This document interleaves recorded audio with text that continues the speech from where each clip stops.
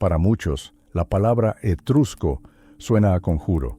Solemos pronunciarla en voz baja, como si habláramos de figuras legendarias en lugar de personas reales. Los imaginamos como hijos del misterio y la oscuridad, cuyos ornamentos dorados brillan cada vez más a medida que se profundiza la oscuridad de los siglos. Pero los etruscos no eran habitantes míticos de Hiperbórea, eran un pueblo muy real, orgulloso e increíblemente rico que creó la primera gran civilización en Italia. ¿Por qué sabemos tan poco sobre ellos? El problema es que los etruscos sabían guardar secretos. Sus fuentes escritas son escasas, y su lengua sigue siendo una de las fortalezas más impenetrables para los lingüistas. Incluso los antiguos griegos los consideraban un pueblo completamente único, distinto de cualquier otro. Los etruscos poseían un don peculiar. Veían el mundo de forma diferente y eran capaces de recrear una especie de realidad espiritual en su vida cotidiana, creyendo que vivían codo con los dioses. La principal intriga que ha atormentado a los historiadores durante siglos se resume en dos preguntas. Primera, ¿de dónde vinieron? Y segunda, ¿cómo podemos descifrar sus mensajes? Si encontramos la respuesta a la primera pregunta, comprenderemos quiénes eran realmente. Hay una leyenda recogida por Heródoto que parece más un guión cinematográfico. En el siglo XIII a.C., una terrible hambruna azotó Lidia. Para distraerse de sus estómagos vacíos, la gente inventó juegos de dados, pelota y tabas. El plan era simple. Un día solo jugaban, olvidándose de la comida, y al siguiente comían y descansaban de los juegos. Esto continuó durante 18 años. Cuando se agotó la paciencia, el rey dividió al pueblo en dos grupos y lo echó a suertes. Los elegidos para partir cargaron sus tesoros en barcos y partieron en busca de una nueva patria. Finalmente, desembarcaron en las costas de Italia, cambiando su nombre a Tirrenos. Parece un cuento de hadas, ¿verdad? Pero los arqueólogos están descubriendo extrañas coincidencias. Por ejemplo, la pasión etrusca por la adivinación. Nadie en el mundo antiguo era tan hábil interpretando la voluntad de los dioses mediante rayos o vísceras de animales. Esta obsesión por las señales del destino solo se encontraba en Asiria y Caldea. El Museo de Piacenza conserva un hígado de carnero de bronce, dividido en 44 secciones con los nombres de los dioses inscritos. Es casi idéntico a los modelos de adivinación hallados en el interfluvio del Éufrates. Sin embargo, existe otra versión. Los etruscos nunca se marcharon, siempre estuvieron allí. Quienes apoyan esta teoría creen que fueron los habitantes originales de Italia, que sobrevivieron a las invasiones bárbaras y simplemente prosperaron en algún momento. Los propios etruscos tenían una hermosa leyenda al respecto. Un día, un labrador cavó un surco demasiado profundo y de la tierra emergió un bebé con canas y la sabiduría de un anciano. Su nombre era Tages y fue él quien enseñó al pueblo todo el conocimiento secreto. Pero sean cuales sean sus orígenes, lo importante es que fueron los etruscos quienes transformaron la Italia agreste en una tierra próspera. Mientras Roma era poco más que un conjunto de chozas, los etruscos ya poseían el oro negro de la antigüedad, el hierro. Los yacimientos de la isla de Elba enriquecieron enormemente a sus gobernantes, casi como los magnates petroleros modernos. Con este dinero, construyeron ciudades bien planificadas, crearon una armada que aterrorizó a los griegos y forjaron alianzas con la poderosa Cartago. En el apogeo de su poder, los etruscos controlaban casi toda la península, desde los Alpes hasta Pompeya. Incluso los primeros reyes romanos descendían de sus dinastías. Esta era la época en que el mar Tirreno era su lago interior. Pero, como suele ocurrir, la gran riqueza y los conflictos políticos dentro de la Liga de 12 ciudades minaron gradualmente su fuerza. La expulsión de los reyes de Roma y las derrotas en batallas navales marcaron el principio del fin. Los etruscos se desvanecieron en la historia, dejándonos solo con sus enigmáticas sonrisas en sarcófagos de terracota y una pregunta a la que aún buscamos respuesta. Muchos están acostumbrados a pensar que la historia etrusca terminó abruptamente, como un hilo cortado por la espada romana. Pero esto es un grave error. La expulsión de los reyes de Roma no fue una sentencia de muerte para ellos. Mientras el poder marítimo en el oeste se desvanecía gradualmente, nuevos centros de poder florecieron en el norte, en el Valle del Po, Polonia y Espina. Los etruscos no desaparecieron, simplemente se reagruparon, aprovechando la energía de sus provincias septentrionales. Comenzó una era extraña y oscura que recordaba a nuestra propia Edad Media. En aquel entonces, Roma era solo uno de los muchos actores en el campo, y de ninguna manera el amo absoluto de Italia. Además, durante mucho tiempo, los etruscos siguieron siendo los principales maestros y mentores espirituales de los romanos. Basta pensar, las familias nobles romanas enviaban a sus hijos a estudiar a la ciudad de Caere, al igual que siglos después, sus descendientes enviarían a sus hijos a Atenas para alcanzar la sabiduría suprema. Incluso cuando Roma lanzó una ofensiva agresiva, no tuvo prisa por destruir los cimientos etruscos. Los formidables gobernantes de antaño se convirtieron en aliados, manteniendo sus antiguos títulos y ritos mágicos durante décadas ante las mismas narices de las legiones romanas. El mayor mito que nos inculcan es su exterminio total. Pero los pueblos son mucho más resilientes de lo que sugieren los libros de texto. Incluso tras la caída de grandes ciudades como Bolsini, los supervivientes construyeron nuevos asentamientos y continuaron adorando a sus dioses. Los etruscos, derrotados en el campo de batalla, sometieron culturalmente por completo a sus conquistadores. Su sangre corría por las venas de poetas e incluso emperadores romanos, y su enigmático idioma resonaba en las calles de Perusia ya en la época del emperador Augusto. Hablando de lenguaje, hay tantos misterios en torno a él que la realidad a menudo se pierde en ellos. A diferencia de los jeroglíficos egipcios, la escritura etrusca no necesita ser descifrada en el sentido convencional. Leemos fácilmente su alfabeto. Después de todo, de él se deriva el alfabeto latino con el que estamos familiarizados. Pero he aquí la paradoja. Vemos las letras, podemos pronunciarlas, pero no entendemos en absoluto su significado. Es un idioma solitario, como ningún otro en el mundo. Durante años, los estudiosos han estado recopilando información de las breves inscripciones en las lápidas. Hoy sabemos con certeza que un clan significa un hijo, un sec significa una hija y un abil significa un año. Ya no estamos solo adivinando, estamos empezando a escuchar sus verdaderas voces después de miles de años de silencio. Pero, ¿cómo eran realmente? ¿Qué aspecto tenían? Los genetistas aún debaten esto, estudiando los grupos sanguíneos de los residentes toscanos modernos. Resulta que comparten un parentesco biológico con los pueblos de Oriente, lo que confirma antiguas leyendas sobre su llegada desde Asia Menor. Pero si observas sus primeros sarcófagos de terracota, verás rostros refinados, casi etéreos, con esas mismas sonrisas enigmáticas. No te apresures a creer en el arte, siempre miente un poco. En aquella época, los etruscos simplemente copiaban la moda griega de la belleza ideal. El verdadero rostro de este pueblo emergió más tarde, cuando los ideales dieron paso a un realismo crudo, incluso despiadado. Los poetas romanos los llamaban sarcásticamente etruscos gordos. Y no se trataba de una simple broma cruel. Esculturas posteriores representan a los difuntos en pose de banquete.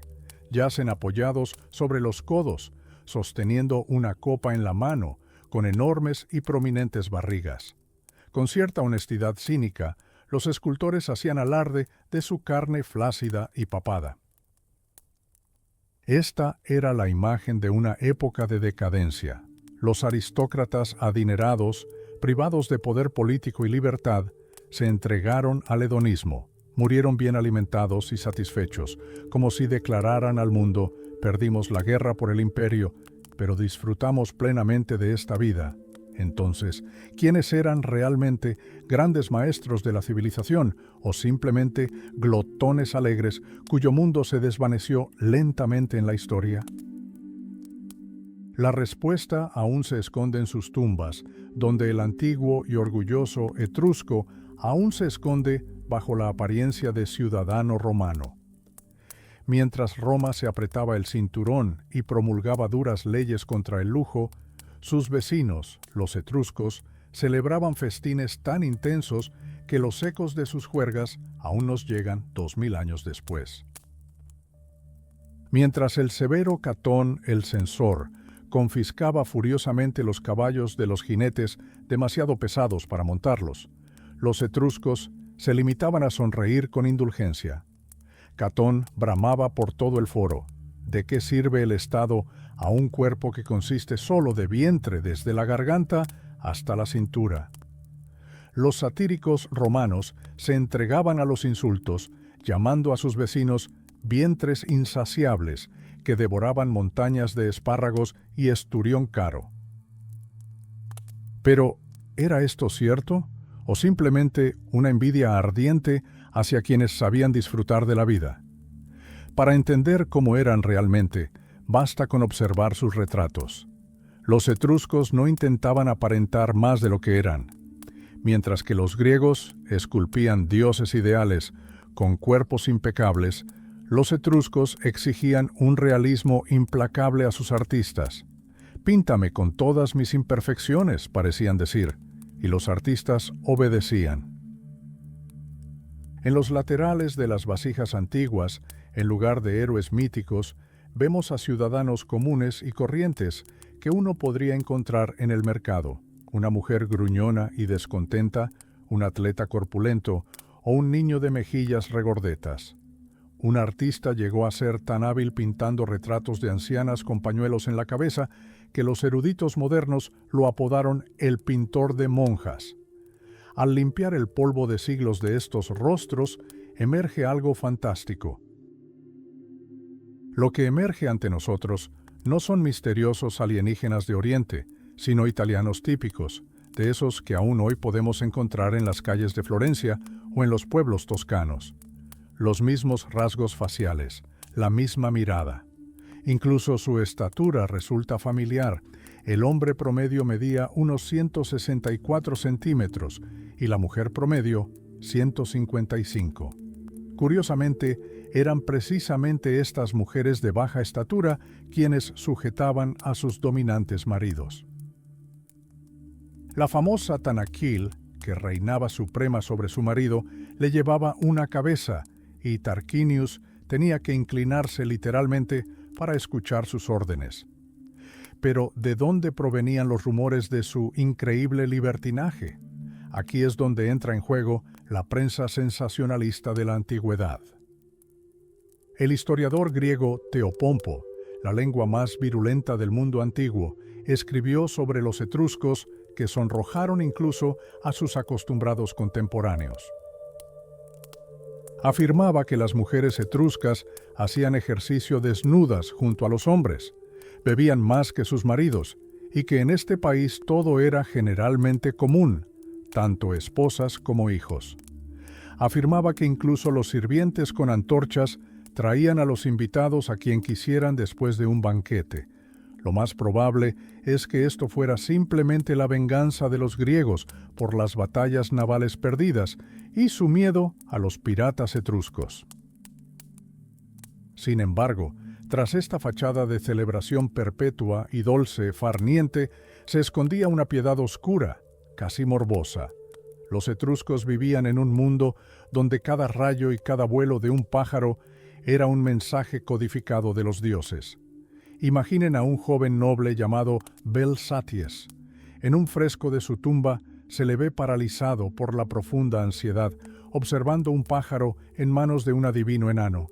Su boca está ligeramente abierta, sus ojos llenos de un terror casi supersticioso. Un falso aleteo, y su mundo entero podría derrumbarse. Eran un pueblo paradójico. Por un lado, eran gourmets refinados, cuya esperanza de vida promedio de 40 años era un récord para la época.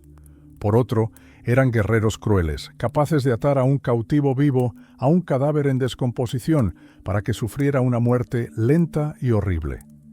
Llegaron a su ocaso bien alimentados y satisfechos, dejándonos solo los misterios de sus tumbas. ¿Quiénes eran? ¿Grandes maestros de la civilización o simplemente glotones alegres, cuyo mundo se disolvió lentamente a la sombra de Roma? La respuesta aún se esconde bajo las máscaras de sus sarcófagos, donde el antiguo y rebelde etrusco aún acecha tras la apariencia de un sumiso ciudadano romano. Los etruscos son el pueblo más peculiar de la antigüedad. Por un lado, absorbieron con avidez la cultura griega, pero por otro, se negaron rotundamente a abrazar la era de la razón y la lógica. Mientras los griegos debatían la filosofía de Sócrates, los etruscos prefirieron permanecer en la niebla de las antiguas creencias orientales. Eran un pueblo anclado en su pasado inconsciente e ignoraban obstinadamente el progreso, y esta obstinación finalmente resultó ser su perdición. Mientras sus vecinos romanos reconstruían con gran esfuerzo su sociedad, otorgando derechos a los plebeyos y creando una clase media, los etruscos permanecieron paralizados en un conservadurismo rígido. Su mundo, hasta el final, estuvo dividido en solo dos extremos: amos todopoderosos y esclavos impotentes, sin movilidad social ni flexibilidad. Solo una jerarquía rígida, casi feudal. En la cima de esta pirámide se alzaban los reyes, los lucumones. Sus nombres aún resuenan en la pesadilla olvidada de Roma. Recuerden a Porcena, rey de Clusium. Los historiadores romanos inventaron historias sobre el heroico Mucio Escévola quemándose la mano para asustar a sus enemigos. Pero si dejamos de lado tal patetismo, la verdad es mucho más prosaica. Porcena probablemente simplemente conquistó Roma y dictó sus términos. Su tumba era una verdadera maravilla del mundo, un laberinto de 15 metros de altura coronado por pirámides y campanas de bronce, cuyo repique se oía a kilómetros de distancia. Los arqueólogos la han buscado durante siglos, pero parece haberse desvanecido bajo tierra, dejando tras de sí solo leyendas. Lo más irónico es que todo lo que consideramos originalmente romano fue en realidad robado a los etruscos. Coronas de oro, tronos de marfil, cetros con águilas e incluso esas mismas fases, los haces de varas con hachas que portaban los lictores ante los cónsules, son atributos del poder de los reyes etruscos. Los romanos simplemente se apropiaron de su marca de poder cuando los propios etruscos comenzaron a debilitarse. Pero además de los reyes legítimos, también existían aquellos que hoy llamaríamos caudillos o condotieros. Los hermanos Vivena y el enigmático Maxtarna son las verdaderas estrellas de la acción etrusca. Recorrieron Italia con sus ejércitos privados, conquistando ciudades y derrocando gobernantes. Existe una teoría que aún irrita a algunos historiadores. El gran rey romano Servio Tulio era en realidad el mismo mercenario etrusco Maxtarna. Llegó a Roma no como un sabio reformador, sino como un dictador brutal que se apoderó del trono por la fuerza. Su nombre es una corrupción de la palabra latina magister, que significa señor. Al terminar la era de los héroes y los reyes, el poder pasó a la aristocracia. Estos hombres, autodenominados princeps, transformaron el gobierno en una carrera interminable por los títulos. Elegían a los silats entre sus filas, altos funcionarios que gobernaban solo un año. Era una burocracia compleja y laberíntica, donde todos se esforzaban por ocupar el mayor número posible de puestos para luego grabar una lista de ellos en su sarcófago. Incluso cuando Roma había subyugado por completo las ciudades etruscas, la nobleza local seguía haciendo sonar con orgullo sus insignificantes insignias. Escribieron largas listas de sus logros. Fue el jefe de la liga. Estaba a cargo de los cultos. Fue elegido 7 veces. Pero estas grandilocuentes palabras ya no tenían ningún poder real. La civilización etrusca se había convertido en un cascarón hermoso, pero vacío. Mientras sus aristócratas contaban sus títulos, la sombra de Roma ya había eclipsado por completo su mundo, convirtiendo a los grandes maestros del pasado en simples funcionarios provinciales de un gran imperio. Cuando la sombra de Roma finalmente cayó sobre las ciudades etruscas, la nobleza local continuó haciendo sonar con orgullo sus insignificantes insignias. Pero tras estos pomposos títulos no se escondía ningún poder real. La civilización etrusca se había convertido en un cascarón hermoso, pero vacío. Mientras los aristócratas contaban sus logros, su mundo se degradó inexorablemente a una provincia común y corriente del gran imperio. Lo más asombroso es que, incluso al borde de la muerte, estas personas estaban obsesionadas con su estatus. Observen sus sarcófagos. El difunto yace sobre la tapa con atuendo ceremonial y debajo se esculpe una procesión triunfal. No querían presentarse ante los dioses del inframundo como simples mortales. Su viaje final fue un espectáculo. Carros tirados por 4 caballos, sirvientes con sillas plegables especiales y enormes pergaminos que enumeraban sus posiciones. Era un intento de llevar su poder a la tumba, con la esperanza de que, incluso entre los jueces del inframundo, ocuparan un lugar de honor. Pero si se observan con atención los detalles de estas procesiones, se hace evidente una amarga verdad. Los lictores, guardianes del orden, siempre caminaban al frente de la procesión, llevaban faces, haces de varas que antaño simbolizaban el derecho a ejecutar y al indulto, pero en representaciones posteriores, las hachas desaparecen de estos haces. ¿Por qué? Porque Roma había privado a los etruscos del derecho a disponer de la vida humana.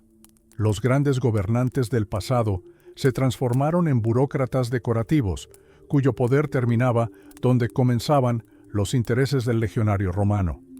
Dentro de estos hogares adinerados, una vida completamente diferente estaba en pleno apogeo.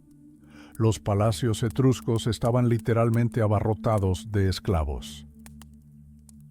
Se construían enormes salones para que el ruido de la multitud de sirvientes no molestara a los amos. En los frescos vemos un idilio, jóvenes coperos, cocineros en los fogones, músicos, pero detrás de esta imagen se escondía la disciplina más severa. Mientras los amos festejaban, a los esclavos se les prohibía incluso toser o estornudar. Cualquier sonido acarreaba una flagelación. Séneca escribiría más tarde que algunos amos convertían a sus sirvientes en objetos vivientes de decoración. Algunos pasaban años sin hacer nada más que limpiar saliva, otros descuartizando aves con maestría, temerosos de cometer el más mínimo error.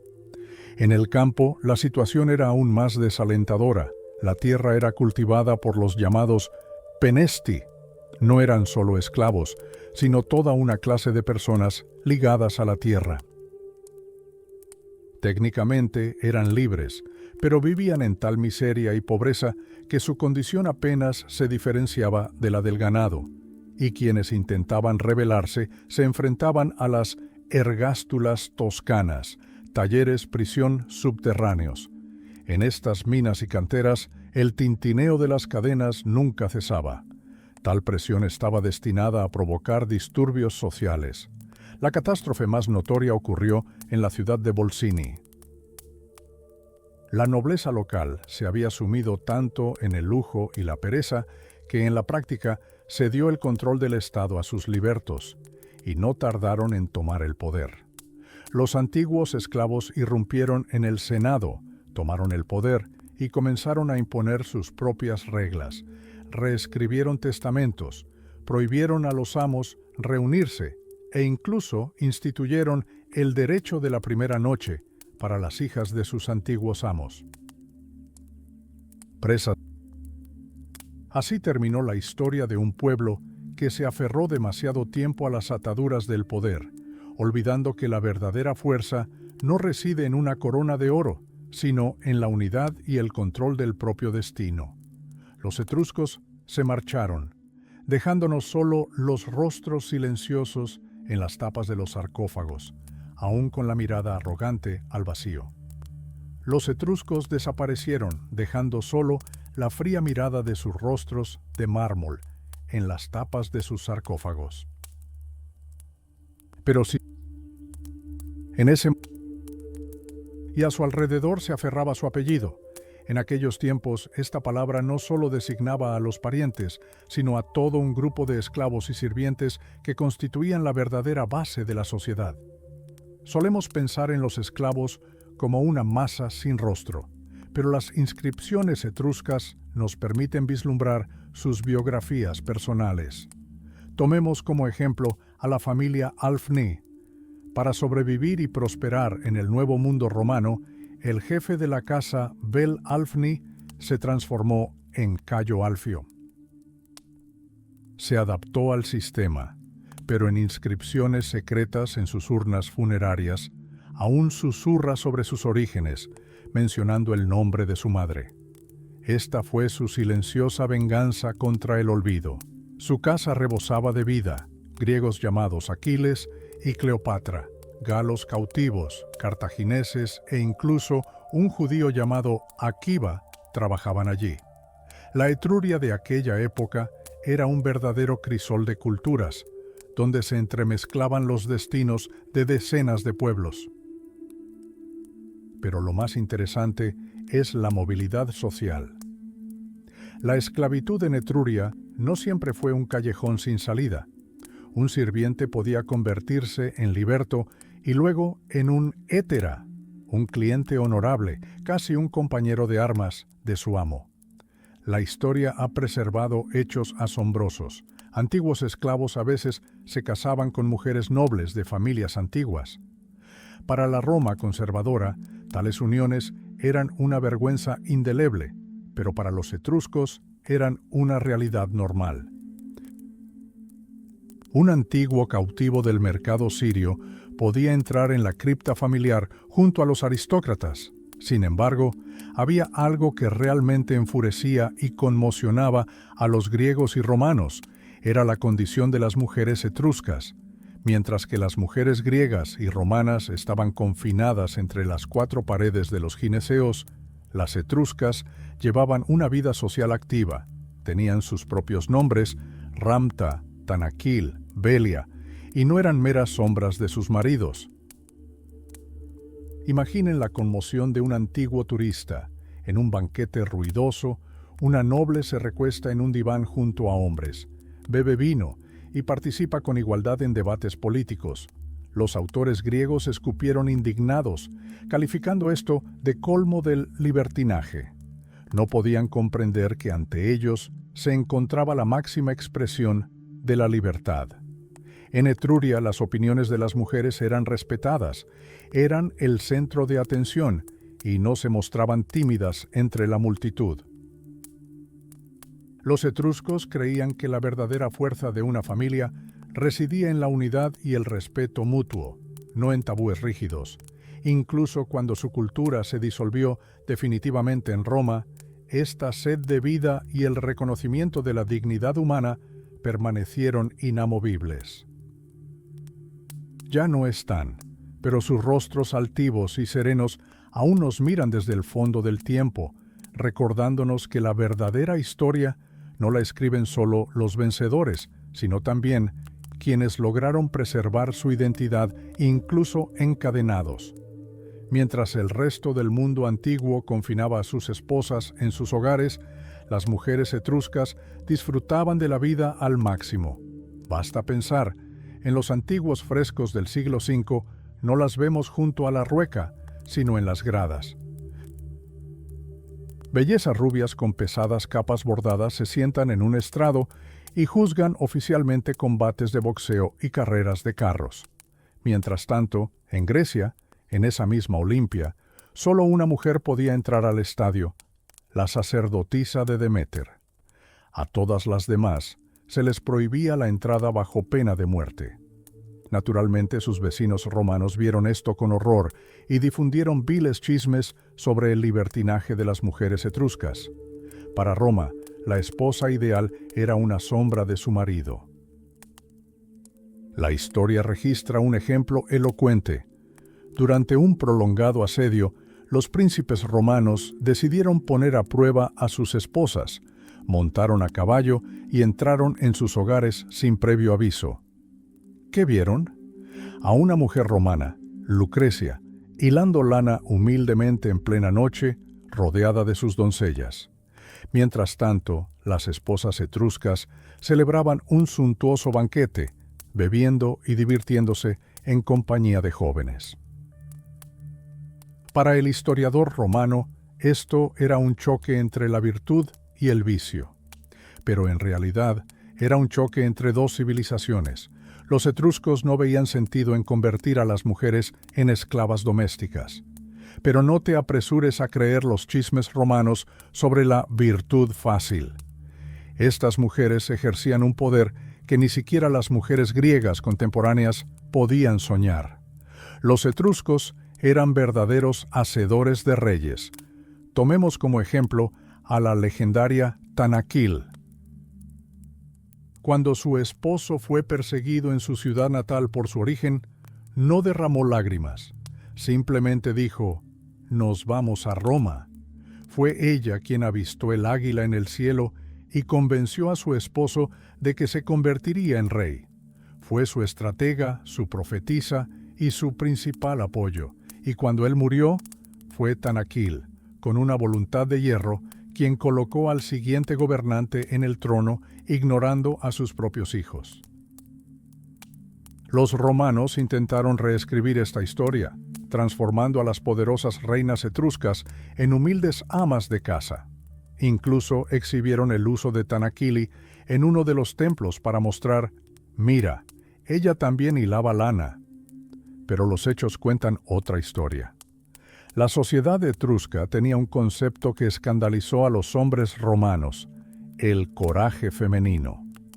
No se trataba de un intento de imitar a los hombres. Era la energía natural de las mujeres, acostumbradas a que su voz importara. Consideremos la historia de Tulia, quien fue la primera en proclamar públicamente rey a su esposo, allí mismo en el foro, entre una multitud. Para Roma, esto era una audacia inaudita, casi un crimen contra la naturaleza. Pero para los etruscos era la norma. La legitimidad del poder a menudo dependía del reconocimiento de la reina. Y si aún dudas de su estatus, echa un vistazo a las tumbas. A mediados del siglo VII, se construyó en Caere la suntuosa tumba de Regolini Galassi. ¿Y quién fue enterrada allí, en la cripta principal, literalmente cubierta de oro? Una mujer llamada Lartia. Yacía en un trono, rodeada de copas preciosas y joyas de una factura increíble. Los hombres, un guerrero y un cortesano, ocupaban únicamente los nichos laterales, sirviendo como una especie de escolta de honor. Estas mujeres no solo estuvieron presentes en la historia, sino que la crearon. Incluso cuando Roma finalmente absorbió Etruria, este espíritu de independencia nunca se desvaneció. Recordemos a Urgulania, amiga de la emperatriz Livia. Era tan orgullosa que se negó a comparecer ante la corte, obligando al pretor a ir personalmente a su casa para ser interrogado. Dictó su voluntad a los emperadores y tejió intrigas dignas de sus ilustres antepasados. La sed de vida y el aprecio por la dignidad humana de los etruscos permanecen grabados en piedra. Ya no están, pero sus rostros altivos y serenos aún nos miran desde las profundidades del tiempo, recordándonos que la verdadera historia no solo la escriben los vencedores, sino también quienes lograron preservar su identidad incluso encadenados. Hay un misterio en la historia antigua que desconcierta incluso a los investigadores más experimentados.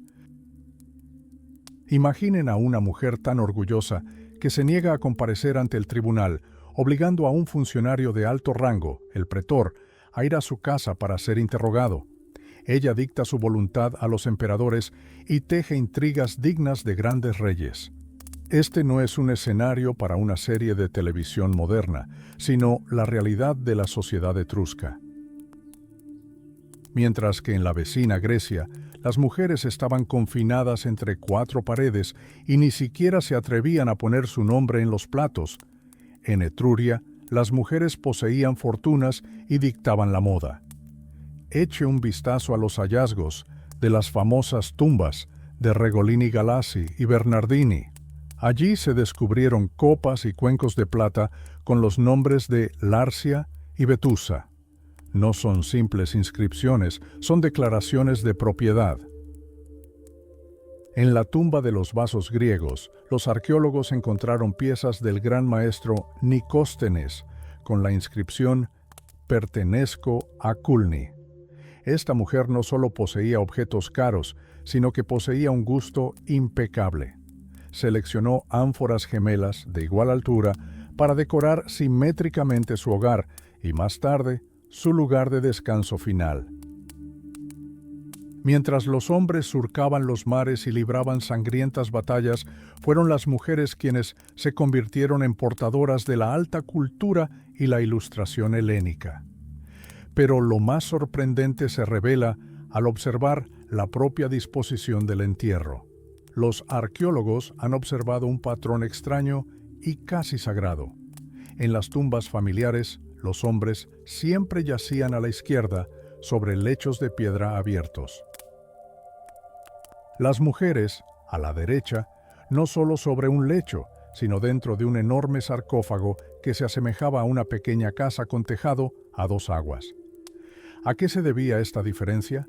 Los investigadores creen que era el máximo privilegio. El sarcófago servía como una especie de relicario, protegiendo las cenizas como algo sagrado. Parece que los etruscos consideraban a sus mujeres seres más cercanos a los dioses. Las mujeres eran percibidas como la encarnación terrenal de la gran diosa madre y su estatus en la sociedad era casi de soberanía. La tierra misma donde vivía este pueblo parecía un paraíso para sus contemporáneos. Autores antiguos describían con entusiasmo la fértil Etruria, donde cada colina estaba bien cuidada y los viñedos se extendían hasta el horizonte. Plinio el Joven comparó estos paisajes con un vasto anfiteatro creado por la propia naturaleza.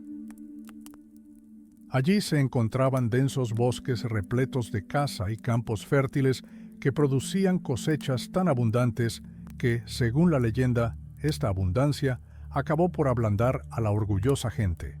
Sin embargo, este idilio también tuvo un lado oscuro y mortal. Hoy, al recorrer la costa toscana, cuesta creer que aquí florecieran grandes ciudades. ¿Qué llevó a la gente a abandonar sus hogares? ¿Por qué la gran ciudad de Volchi, que antaño dictaba las reglas a sus vecinos, cayó en ruinas? La respuesta reside en un enemigo invisible, la malaria. Los romanos llamaban a esta región la tierra fatal de los toscanos. El aire se volvió pesado y venenoso.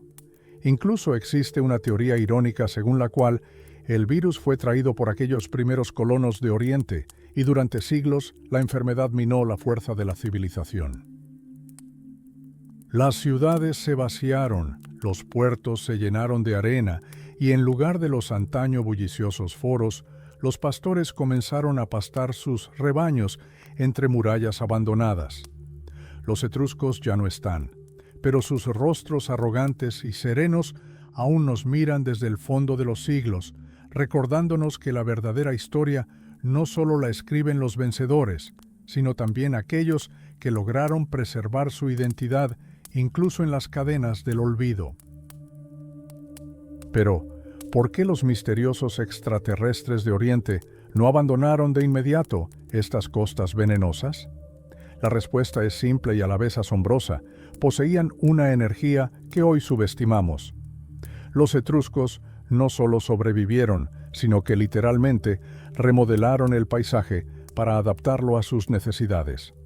Observen la Toscana moderna. Es un paraíso terrenal. Pero antaño fue una vasta cloaca repleta de mosquitos portadores de malaria. Sorprendentemente, incluso los dibujos de Leonardo da Vinci revelan técnicas de ingeniería que probablemente heredó de los antiguos maestros etruscos. Estos pueblos sabían cómo transportar la tierra de las montañas a las tierras bajas, drenando pantanos y transformando lugares áridos en florecientes jardines. Poca gente lo sabe, pero la grandeza de Roma no comenzó con las legiones, sino con el sistema de alcantarillado etrusco. El famoso Foro, corazón del mundo antiguo, fue antaño un pantano común y corriente. Fueron los reyes etruscos de la dinastía Tarquinia quienes excavaron allí canales de drenaje y construyeron la Magna Cloaca, parcialmente visible hoy en día.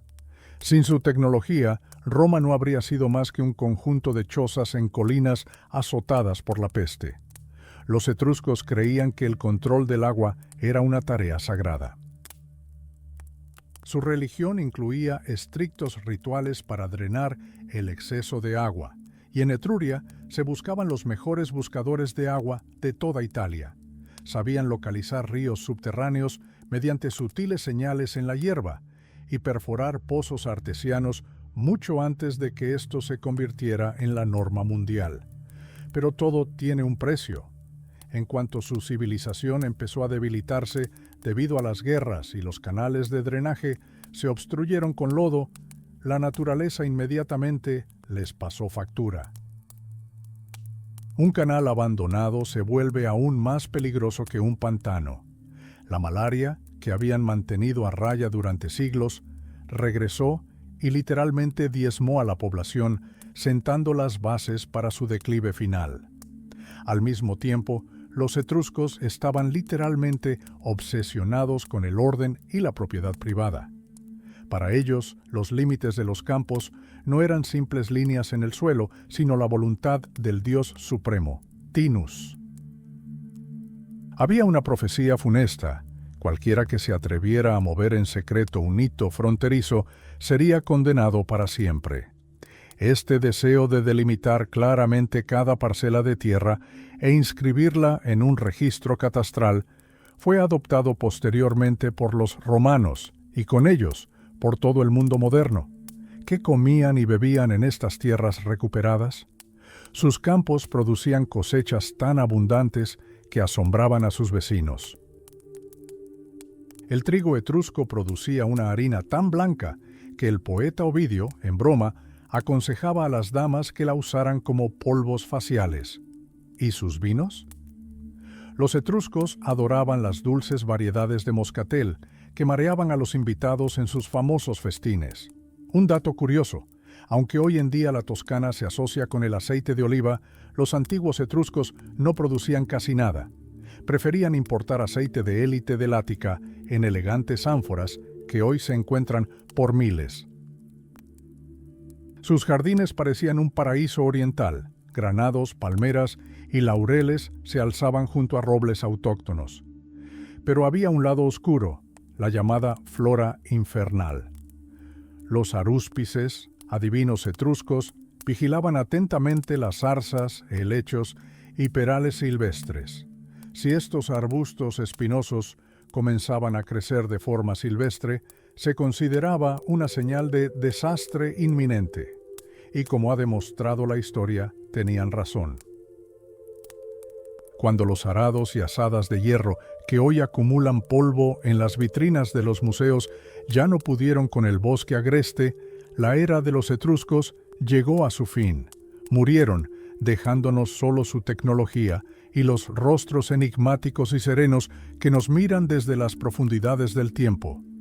Los etruscos ya no están, pero su legado ha sido literalmente extraído de la tierra. Observen estas herramientas de bronce. picos, hoces, palas. ¿Por qué bronce, cuando el hierro ya resonaba por doquier? Todo se reduce a la veneración sagrada. Según la leyenda, el sabio Tages ordenó que los límites de las ciudades se trazaran únicamente con una reja de arado de bronce. Para los etruscos, el arado no era solo una herramienta, sino un objeto ritual, capaz de separar el mundo de los vivos del reino del caos. Los consejos de agrónomos como Sacerna ocupaban un lugar especial en sus vidas. Sus obras son una mezcla embriagadora de agricultura, medicina y ocultismo. ¿Quieres deshacerte de las chinches? Sacerna aconsejaba rociar la cama con una decocción de knotweed o una mezcla de bilis de buey y vinagre. ¿Necesitas eliminar el exceso de vello corporal? Sumerge una rana arbórea amarilla en agua hirviendo hasta que se encoja 3 veces y luego frota la mezcla sobre la piel. Y si sufres de gota, escupe en el suelo 27 veces en ayunas, tócalo con la mano y recita un hechizo para que la tierra te quite el dolor. Para ellos, una granja era un mundo pequeño y cerrado, donde el dueño era su propio médico, alfarero y juez. La disciplina en tales propiedades era férrea. Los esclavos tenían estrictamente prohibido salir de las instalaciones y cualquier infracción se castigaba con severos castigos. Pero lo más sorprendente es su extraña conexión con los animales. ¿Sabías que los etruscos hacían casi todo con música? Incluso entrenaban a los cerdos para que marcharan en formación al son de una trompeta. Mientras los griegos arreaban sus rebaños con palos y gritos, el pastor etrusco caminaba delante con un cuerno de cobre. Las enormes manadas lo seguían obedientemente, reconociendo inequívocamente el timbre de su trompeta y sin mezclarse jamás con otros cerdos. La caza también se transformó en un espectáculo musical. Los jabalíes eran conducidos a las redes al son de flautas. Se creía que la melodía hechizaba a los animales, debilitando su resistencia. Los animales están por todas partes en su arte: leones, panteras, grifos, pero también hay un verdadero misterio: los monos. ¿De dónde vinieron en la antigua Italia? En jarrones y joyas. A menudo vemos monos encadenados junto a gimnastas y enanos. Eran un artículo de lujo, un símbolo de estatus, traídos de Cartago. Existe la teoría de que el nombre mismo de la ciudad de Rímini deriva de la palabra etrusca arim, que significa mono. Quizás en la antigüedad estos animales habitaban los bosques locales, dejando su huella en los nombres de ríos e islas. Los cielos de Etruria tampoco estaban en silencio. Los arúspices pasaban horas siguiendo el vuelo de águilas, halcones y gavilanes, descifrando las señales de los dioses. Las aves eran un alfabeto viviente para ellos, y los lagos eran granjas de alta tecnología, donde los etruscos incluso lograban criar peces de agua salada, aclimatándolos gradualmente al agua dulce. Pero el verdadero poder de este pueblo residía bajo tierra. La riqueza de los etruscos provenía del metal. La isla de Elba, a la que los griegos llamaban Hollinienta por el humo perpetuo de sus hornos de fundición, se convirtió en la principal forja del mundo antiguo. La ciudad de Populonia se convirtió en un gigante industrial, una auténtica Pittsburgh de su época. Allí, entre acantilados rojos y minas profundas, miles de personas extraían cobre, estaño y hierro. Inicialmente, el hierro valía su peso en oro y se utilizaba únicamente para incrustar joyas costosas, pero con el tiempo superó al bronce. El mineral se transportaba en pesados barcos a través del estrecho, y este flujo incesante de metal convirtió a los etruscos en dueños de los mares. Su flota se construía con pinos gigantes y hayas de 30 metros de altura. Estos bosques antaño parecían eternos y sagrados, pero la sed de lucro y poder los transformó en los cascos de buques de guerra y las vigas de lujosos palacios. Así se forjó una civilización que miraba el mundo a través de la mirada de un arado de bronce y el brillo de una espada de hierro. Populonia era más que un simple puerto, sino el verdadero corazón industrial de la antigua Italia. Imagine una ciudad literalmente erigida sobre montañas de residuos industriales. Hoy sus necrópolis y monumentos están sepultados bajo una capa de varios metros de escoria de hierro, todo lo que queda de una gigantesca industria. Incluso hace 40 años, las empresas modernas lograban reciclar estos antiguos residuos, extrayendo el hierro restante. Era una antigua Pittsburgh, donde el estruendo de los martillos y el hollín de los hornos reemplazaban el silencio de los templos.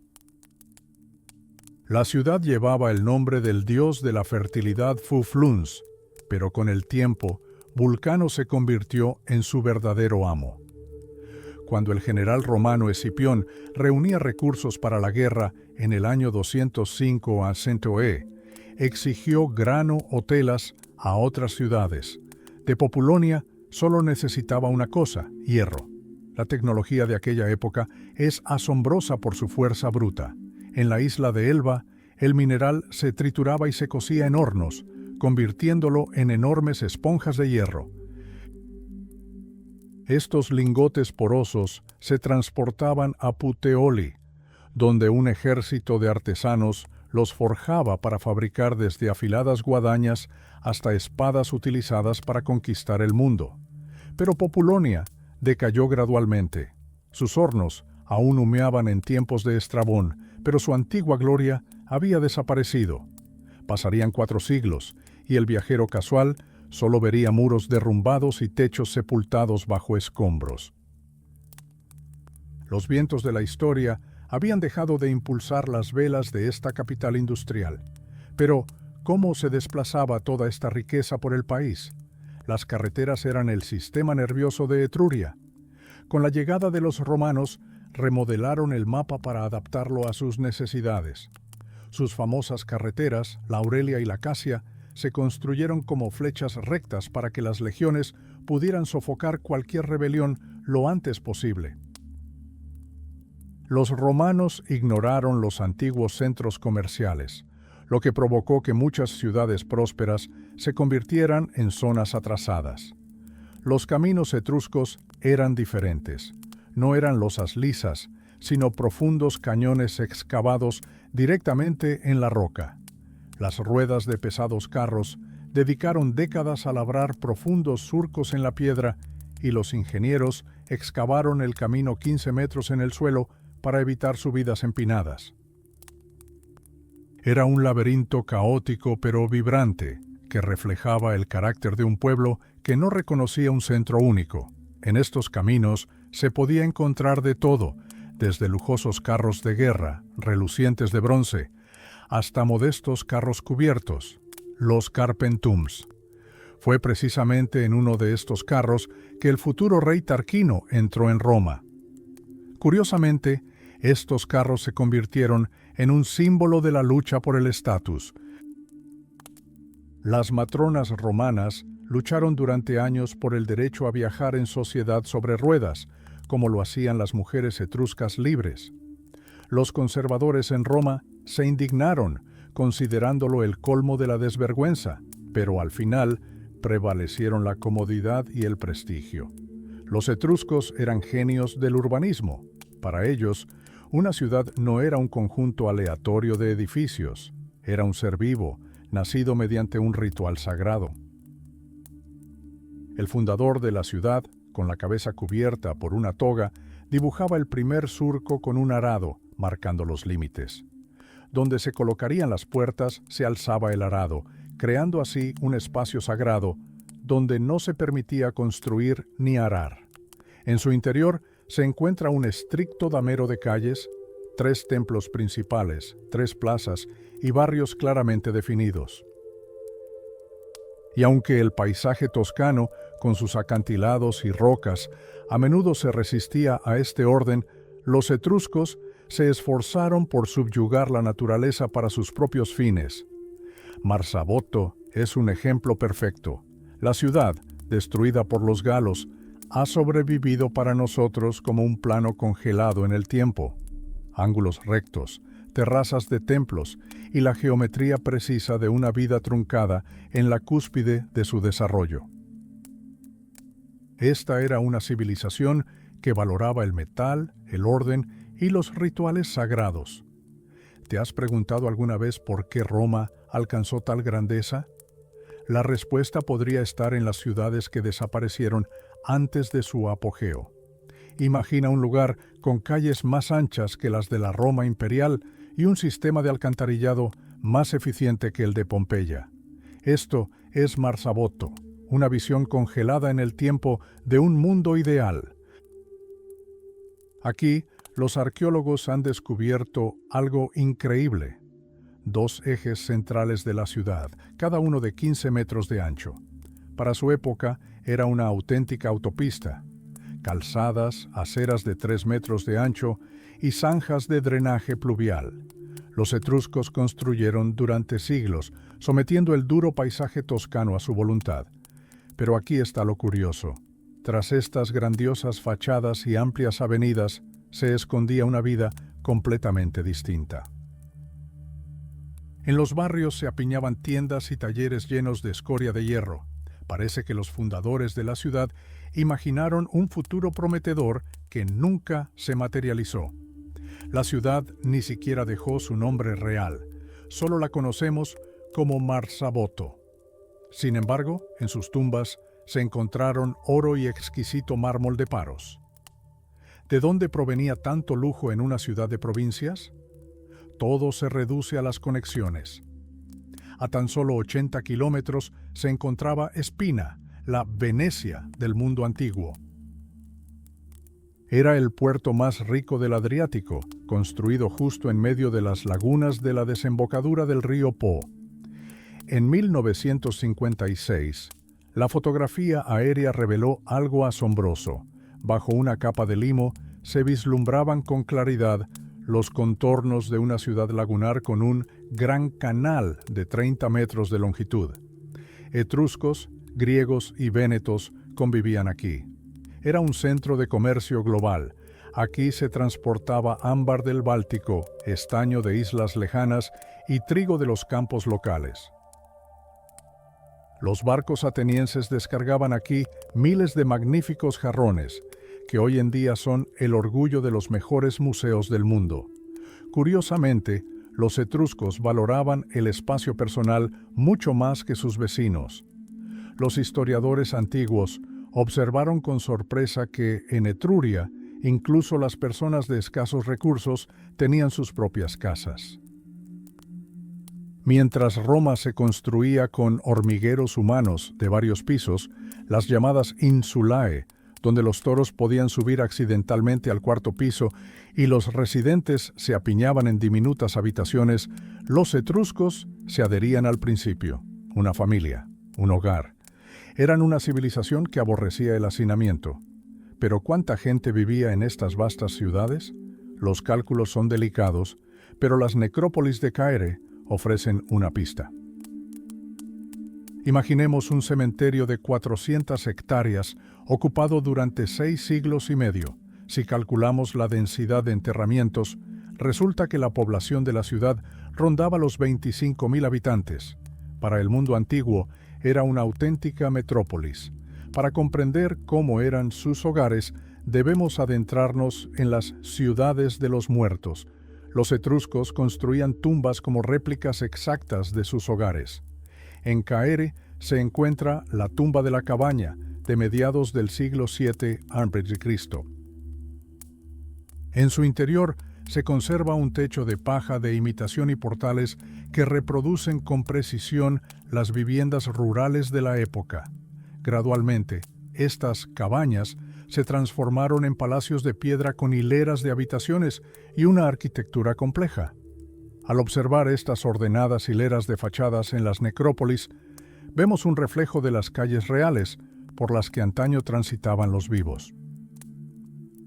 Esta era una civilización que valoraba el orden, el metal y los rituales sagrados, dejando tras de sí solo majestuosos dibujos en piedra. Estos dibujos en piedra no son solo la fantasía de antiguos arquitectos. Ante nosotros se encuentran calles reales, congeladas en el tiempo. Tomemos, por ejemplo, la famosa tumba de las tribunas. Cuando los investigadores finalmente retiraron los pesados bloques de piedra en abril de 1910, literalmente cayeron al pasado. En el interior, a la luz parpadeante de las linternas, el oro brilló repentinamente. Jarrones, utensilios de cocina e incluso leñeros de hierro se alzaban por todas partes, como si sus dueños acabaran de entrar en la habitación contigua. Pero había un detalle inquietante. Ni siquiera quedaban los huesos de la propia dueña, una noble dama etrusca. Con el paso de los siglos, la tierra corrosiva había disuelto todo lo orgánico, dejando solo un sarcófago vacío y un puñado de joyas esparcidas entre el polvo. Los arqueólogos se dieron cuenta entonces, no se trataba solo de una aristócrata, sino de una querida madre de familia, para quien todas sus comodidades familiares habían sido cuidadosamente transportadas al más allá. Pero los etruscos nos legaron no solo oro, sino también sus nombres. En una cripta cercana, los investigadores descubrieron una inscripción en el pie de una elegante copa. Pertenezco a Larcia, esposa de Apicio. Piénselo, 2600 años después, conocemos el nombre de la mujer que bebió de esta copa. Su hogar era la personificación del orden y la simetría. La disposición de estas tumbas se fue haciendo cada vez más compleja, evolucionando de simples chozas a auténticos palacios con hileras de habitaciones. Lo más sorprendente es que es aquí, en las necrópolis, donde encontramos los orígenes de lo que más tarde se llamaría el estilo romano, el famoso atrio romano, un espacioso salón donde los anfitriones recibían a sus invitados, fue, de hecho, una invención puramente etrusca. Los propios romanos lo reconocieron, llamando a estos patios toscanos. En estos salones, los etruscos crearon una atmósfera única. Techos que evocaban el caparazón de una tortuga, esbeltas columnas con intrincados capiteles y paredes pintadas para crear la ilusión de estar en un jardín florido. Dentro de estas casas funerarias, todo estaba meticulosamente diseñado. Vemos camas de piedra donde antiguamente descansaban los hombres y enormes sarcófagos para las mujeres. Los etruscos adoraban la comodidad. Su mobiliario era sencillo pero elegante. Sillas plegables, que más tarde se convertirían en símbolos del poder de los magistrados romanos, mesas bajas de 3 patas y pesadas lámparas de bronce.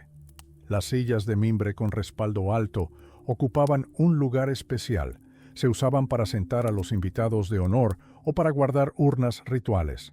Con un poco de imaginación, estas tranquilas calles empedradas de Banditaxia se llenan al instante de ruido y bullicio.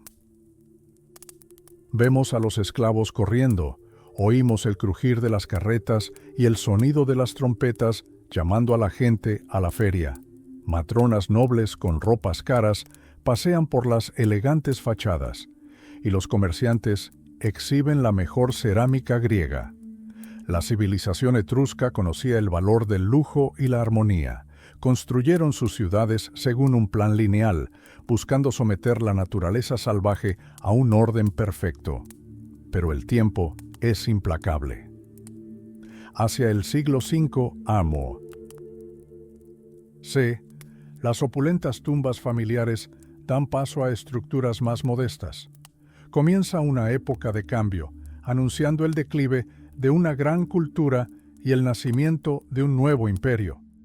Sin embargo, para comprender verdaderamente el alma de este pueblo, hay que adentrarse en el lugar que sus propios descubridores denominaron con deleite la tumba hermosa.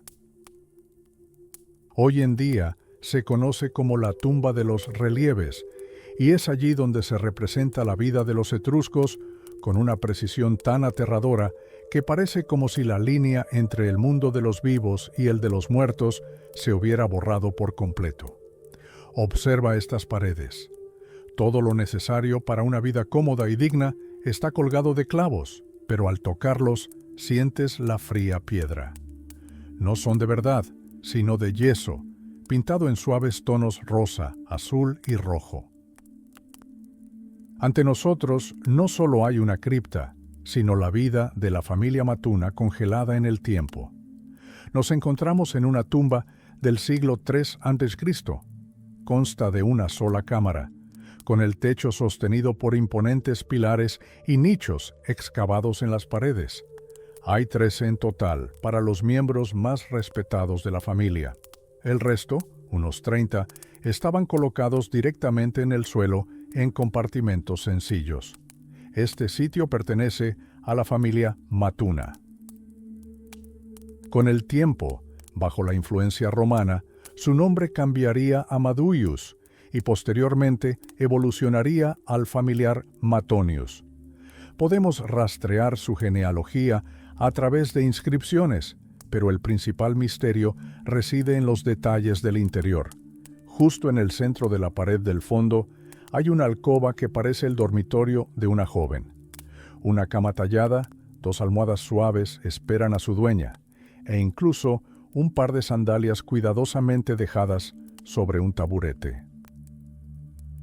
Parece que Ramta Matunay, así se llamaba la joven, simplemente salió por un momento, pero cuando los investigadores abrieron el entierro, se encontraron con una desafortunada contradicción. En su interior se descubrió el esqueleto de un hombre. ¿Por qué había un guerrero en el dormitorio de una mujer? Quizás con el tiempo, el espacio se volvió limitado y el legítimo propietario simplemente fue relegado a un segundo plano. La familia de Matuna era un pueblo guerrero. Los frisos del techo están decorados con cascos, escudos y espadas, pero junto a las armas hay cucharones, cuchillos e incluso brochetas. Los etruscos se resistían a renunciar a la comodidad, incluso después de la muerte. Los arqueólogos encontraron un extraño objeto marcado en una de las columnas. Hubo mucho debate. Alguien incluso intentó demostrar que era una tabla para cortar pasta y que la bolsa a su lado era para la harina. ¿Se imaginan a los etruscos inventando la pasta? Pero la realidad resultó ser mucho más emocionante. Lo más probable es que fuera un tablero de dados o una versión antigua de las damas, destinada a pasar el tiempo en un ocio perpetuo. Otro objeto inusual es una mesa con ruedas. ¿Una cuna? Difícilmente. Lo más probable es que sea un brasero móvil para comida. Y mira ese disco amarillo en la cuarta columna. Es queso. El artista lo ha plasmado con tanta precisión que incluso las muescas de los bordes son visibles. Parece como si lo hubieran mordisqueado ratones. Estos detalles son asombrosos. En este lugar de descanso, los etruscos lograron transmitir incluso los olores de la cocina y los sonidos de la vida cotidiana. ¿Cómo lucían en esa época? Ramta probablemente usaba un vestido largo y plisado abrochado al hombro. Para el siglo III a.C., la moda griega ya se había apoderado de todas las ciudades, y los etruscos comenzaron a vestirse casi como los romanos. Pero si observamos tumbas más antiguas, vemos un derroche de color, deslumbrantes vestidos de bailarina, corpiños ajustados y faldas acampanadas que recuerdan a la moda renacentista. Los hombres, en cambio, preferían las capas de colores brillantes, las lacernae, pero el elemento más importante era la capa que llamaban tebena. Corta, morada y decorada con bordados, fue esta capa la que, siglos después, evolucionaría en la famosa toga romana. Los etruscos se integraron gradualmente al nuevo imperio, cambiando sus nombres y costumbres, pero su estilo, su amor por la vida e incluso su vestimenta se convirtieron en la base sobre la que creció la gran ciudad de Roma. ¿Has considerado alguna vez que la famosa toga romana no es en absoluto una invención romana? Cientos de años antes del auge del imperio, Hombres con capas cortas de color púrpura, llamadas tebenna, vagaban por las colinas de Italia. Esta prenda, a la vez sacerdotal y militar, se convirtió en la base sobre la que se desarrolló el estilo de la Gran Roma. Los etruscos fueron verdaderos creadores de tendencias en el mundo antiguo. Con el tiempo, su vestuario se alargó, se dobló más y finalmente evolucionó hasta convertirse en la clásica toga que vemos en las estatuas de senadores. Púrpura, oro, bordados intrincados. Roma literalmente vistió la grandeza de los etruscos, transformando las tradiciones extranjeras en sus propios símbolos de Estado. Pero la ropa es solo la punta del iceberg. Fíjate en sus pies. Los etruscos adoraban los zapatos con punteras afiladas y provocativamente respingadas. Zapatos de tela roja, verde y marrón. Pura elegancia, tomados de Oriente y perfeccionados a la perfección. Incluso las famosas botas negras de los patricios romanos, con sus características correas y largas lengüetas, eran una copia exacta de los diseños etruscos, mientras que sus vecinos griegos se conformaban con sandalias sencillas. Los etruscos lucían cuero suave tratado con alumbre, realzando su estatus a cada paso. Ahora prepárate para una verdadera sorpresa. Los joyeros etruscos poseían tecnologías que desconciertan a los científicos modernos. Podían grabar granos microscópicos de oro de tan solo 0,2 de milímetro de diámetro. Eso es más fino que un cabello humano. ¿Cómo fijaban estos miles de granos de oro sin distorsionar la forma de la pieza? Es un secreto perdido en el Imperio Romano tardío. Sus colgantes que representan al dios del río Aqueloo, o sus broches con hileras de patitos, son más que simples joyas. Son obras maestras microscópicas, creadas en una época en la que, al parecer, ni siquiera existían las lentes primitivas. ¿De dónde obtuvo este pueblo tanta habilidad y tan vastas reservas de oro? Es uno de los misterios más intrigantes de la historia. La vida etrusca seguía un ritmo singular. Mientras que los romanos contaban un nuevo día desde la medianoche, los etruscos lo hacían de mediodía a mediodía. Cuando el sol se ponía en su cenit, comenzaba un nuevo ciclo para ellos. Creían que a su nación le quedaban exactamente 10 siglos de vida y cada año clavaban un clavo ritual en la pared del templo de la diosa Nortia. Era una inquietante cuenta regresiva, supervisada por arúspices, que predecían el fin de su civilización con el estruendo de los truenos y el vuelo de los pájaros. Pero antes de que se agotara el tiempo, los etruscos sabían disfrutar de la vida como nadie. Mientras que en la antigüedad un refrigerio modesto era la norma, este pueblo celebraba suntuosos festines 2 veces al día. Para sus contemporáneos, este era el colmo del libertinaje y el afeminamiento. Echa un vistazo a su cocina, es un derroche de alegría, decenas de esclavos, cocineros en taparrabos y flautistas. Sí, has oído bien. Los etruscos preparaban la comida al ritmo de la música. El ritmo de la flauta marcaba el ritmo incluso para alguien que simplemente machacaba especias en un mortero de bronce. Carne de buey, liebre, ciervo, salsas exóticas hechas de miel y hierbas aromáticas. Todo esto se servía en elegantes mesas de 3 patas. El vino fluía a raudales y los invitados se reclinaban en mullidos divanes bajo mantas bordadas. Los romanos los llamaban glotones, pero lo copiaban todo en secreto, desde la forma de sus copas hasta el orden de sus procesiones ceremoniales. La Gran Roma no solo derrotó a los etruscos, absorbió su pasión por el lujo, su estilo y sus dioses, construyendo su imperio sobre las deslumbrantes ruinas de esta enigmática cultura. Los romanos los llamaban glotones, pero lo copiaron todo en secreto, desde la forma de sus copas hasta el orden de sus procesiones ceremoniales. La Gran Roma no solo derrotó a los etruscos, sino que absorbió su pasión por el lujo, su estilo y sus dioses. construyendo su imperio sobre las deslumbrantes ruinas de esta enigmática cultura. Al observar la tenue luz de las tumbas antiguas, imágenes asombrosas cobran vida. Aquí, un sirviente con el torso desnudo, tensando los músculos, porta una pesada garrafa de bronce. Su forma inusual se asemeja a los elegantes jarrones que más tarde se llamarían lepastas.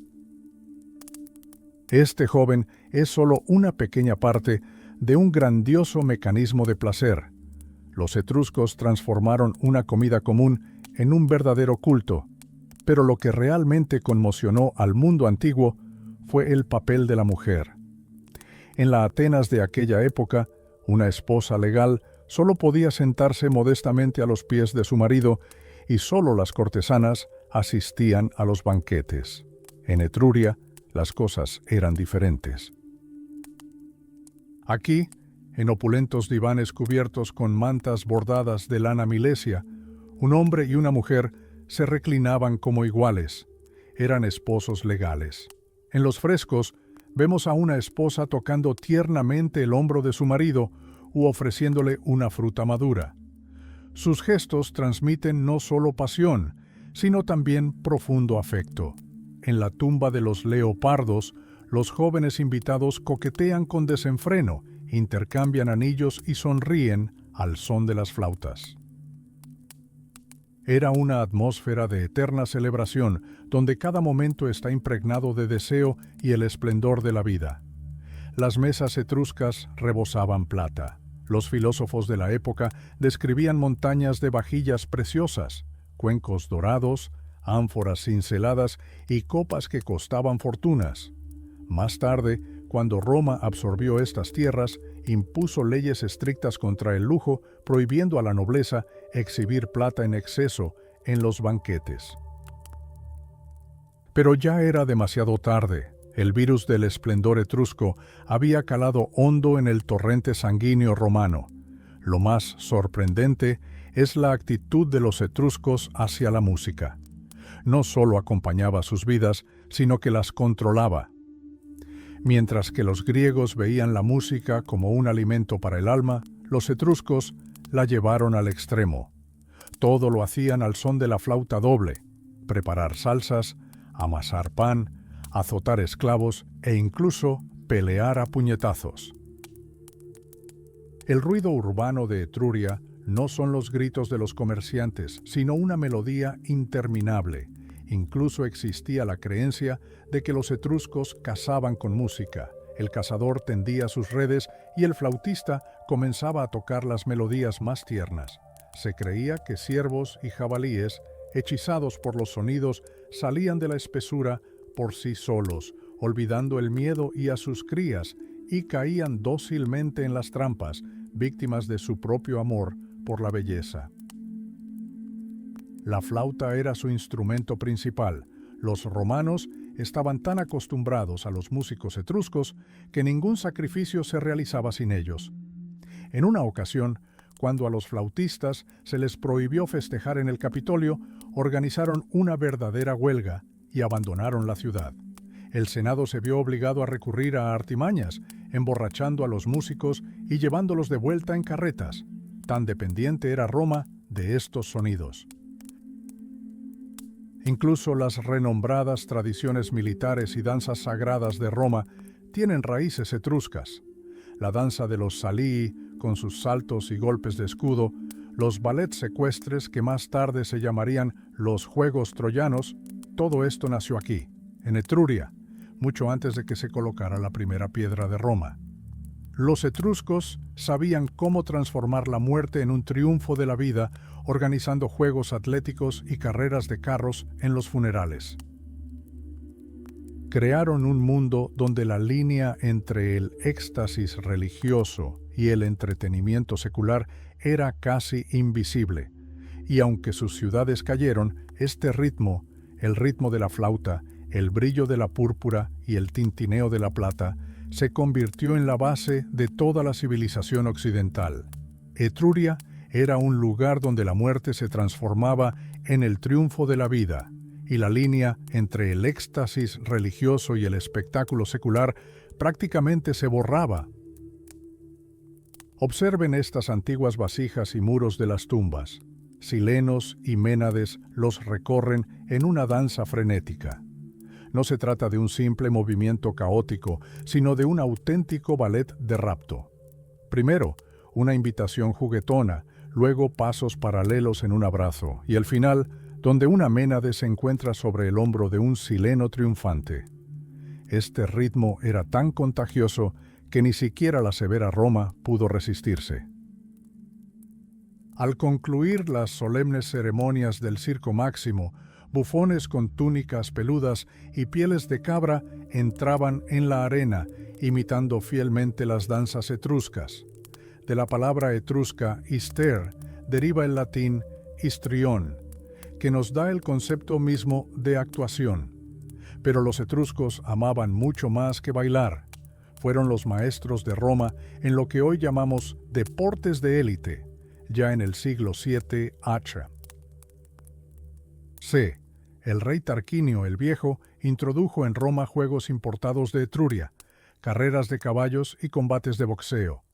Los nobles etruscos estaban obsesionados con los caballos. Uno de ellos, Aulo Cecina, incluso usaba golondrinas como telégrafos humanos, pintaba las aves con los colores del equipo ganador y las liberaba para que sus amigos de la lejana Volaterra supieran el resultado de la carrera en cuestión de horas. Admire los frescos de la tumba de los Juegos Olímpicos. Capturan la pasión pura. 3 atletas corren hacia la meta, con rostros que expresan tenacidad y humildad. Y junto a ellos se observa un momento dramático en una carrera de carros. El 4.º carro acaba de volcar.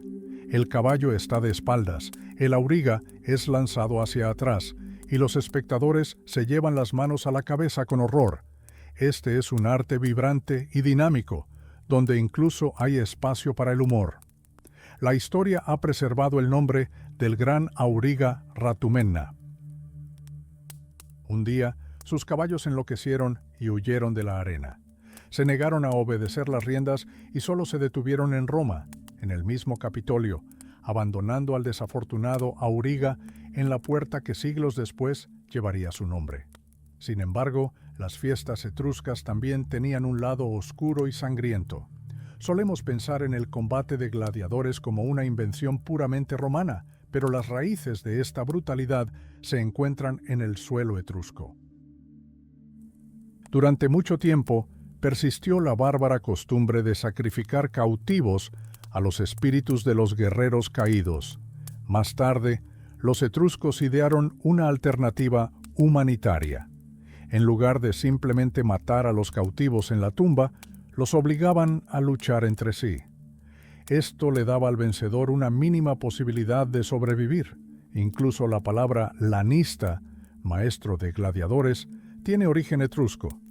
Pero el espectáculo más aterrador y misterioso eran los juegos de Fersu. En las paredes de la tumba vemos a un hombre con un saco sobre la cabeza. Completamente ciego e indefenso, solo sostiene un garrote que blande al vacío.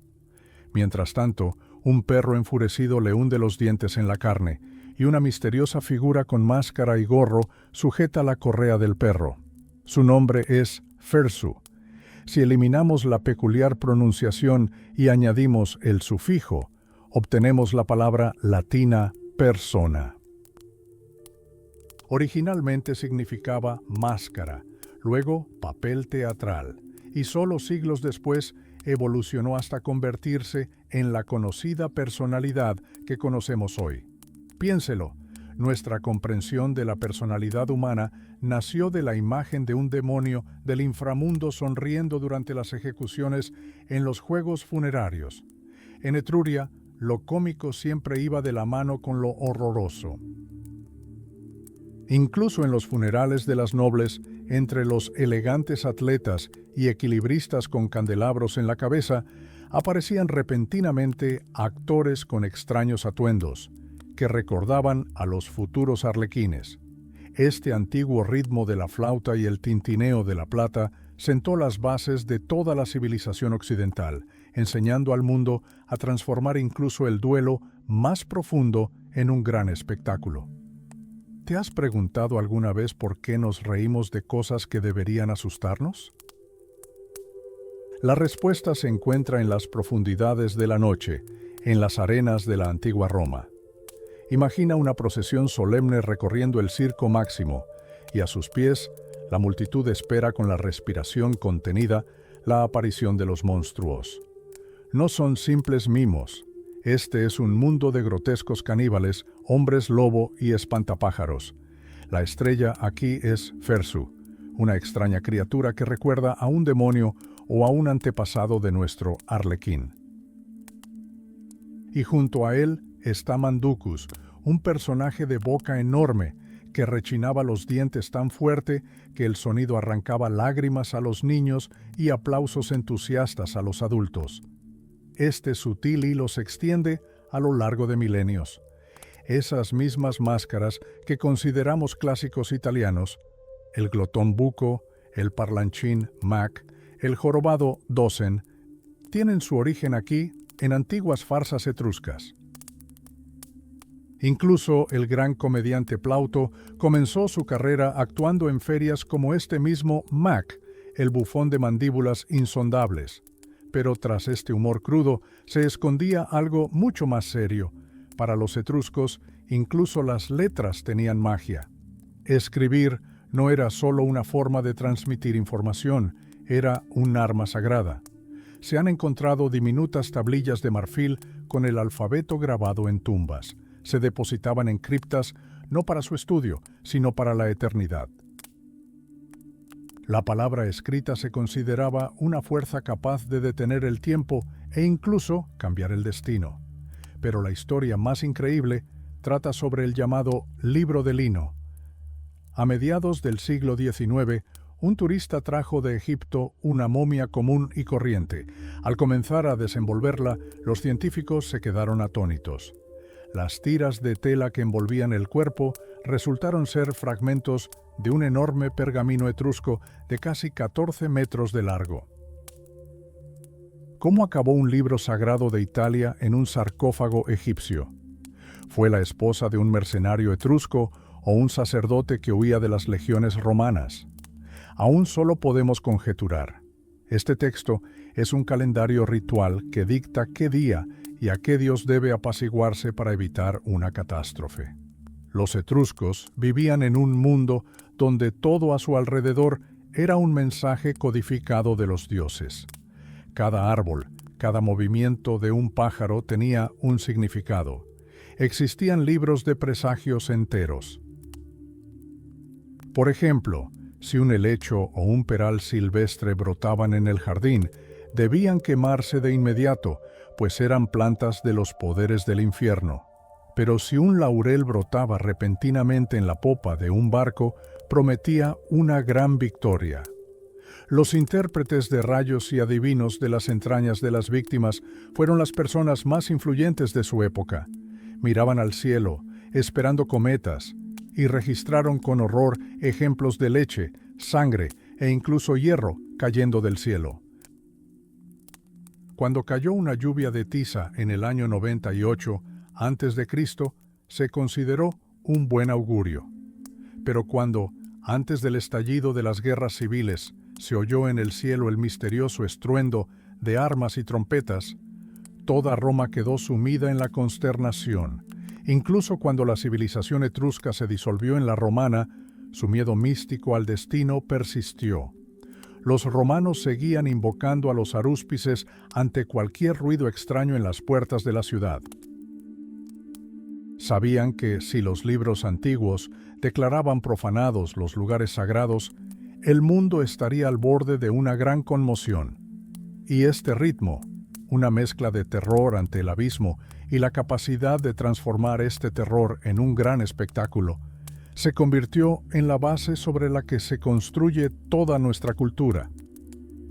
Roma se paralizó ante la expectativa del desastre. Cuando Publio Clodio, acérrimo enemigo del gran Cicerón, intentó apoderarse de su hogar, no solo entraron en juego las leyes, sino también la magia antigua. Cicerón no se limitó a defenderse, sino que atacó el corazón mismo de los temores romanos. descubrió los libros sagrados del rayo y demostró que Clodio había profanado las reliquias sagradas, lo que provocó la furia de los dioses. Pero, ¿qué eran estos libros capaces de decidir el destino de los imperios? Los etruscos tenían un calendario brontoscópico, una aterradora lista de predicciones para cada día del año, basada en el sonido de los truenos. Basta con escuchar estas profecías. ¿Truenos el 11 de septiembre? Se espera una revolución política. ¿El 24 de octubre? Los plebeyos se rebelarán contra los señores. ¿El 14 de julio? Un tirano tomará el poder, y si truena el 19 de agosto, los esclavos y las mujeres recurrirán al asesinato. Esto no era solo superstición, era un mapa detallado del caos social que aterrorizaba a los romanos. A diferencia de los griegos con sus alegres dioses, la religión etrusca se basaba en la revelación. Sus profetas son a la vez aterradores y cautivadores. El más famoso de ellos, Tages, emergió literalmente de la tierra. Un labrador hundió demasiado su arado, y del surco emergió un niño con el rostro y la sabiduría de un anciano. Empezó a hablar, y toda Etruria grabó sus palabras paralizada por el horror. Hubo otros, como la ninfa Begoya. Su mensaje, transmitido hasta nosotros a través de los milenios, se lee como una sentencia de muerte. Maldijo a cualquiera que se atreviera a mover un hito en el campo. Los esclavos caerían en una servidumbre aún peor. Las casas de los criminales se derrumbarían y sus cuerpos quedarían cubiertos de heridas incurables. Esta era la voz de un pueblo que vio sus antiguos derechos sobre la tierra pisoteados por las nuevas leyes romanas. Con el tiempo, el gran arte de los arúspices comenzó a degenerar.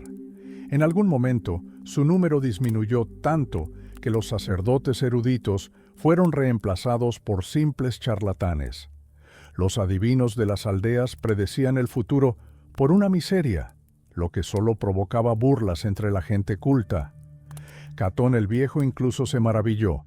¿Cómo podía un arúspice mirar a otro y no reír? Pero Roma no podía abandonar por completo este misticismo. Cuando la sombra de los godos bárbaros se cernió sobre la ciudad, el prefecto e incluso el papa, desesperados, recurrieron a los adivinos etruscos. Familias antiguas, como los cecinos de Volaterra, guardaron estos secretos durante siglos, transmitiéndolos de padres a hijos como una herencia invaluable.